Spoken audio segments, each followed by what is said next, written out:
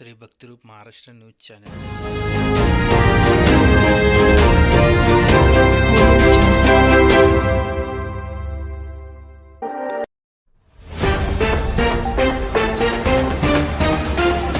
सोलापूर येथील जिल्हा परिषद जवळपास असलेल्या खोक्यावर पालिकेचा हातोडा, अतिक्रमण केल्यामुळे पालिकेने हा कारवाई केली असे सिद्ध केले। यामुळे सामाजिक व राजकीय नेते पुढारी व मोठ्या प्रमाणात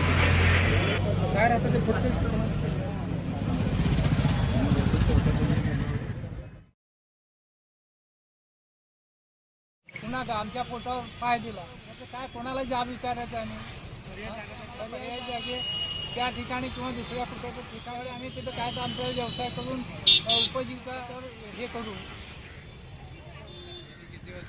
माझा कॅन्टीनचा व्यवसाय होता, 25 वर्ष माझा व्यवसाय होता, व्यवस्थित करत होतो। तरी अचानक काही आम्हाला कल्पना न देता अचानक बुलडोजर फिरून दुकानाचं नुकसान केलं आहे। आमच्यासारखे गरीब कार्याचे कामगारांनी कुठं जायचं हा प्रश्न आहे।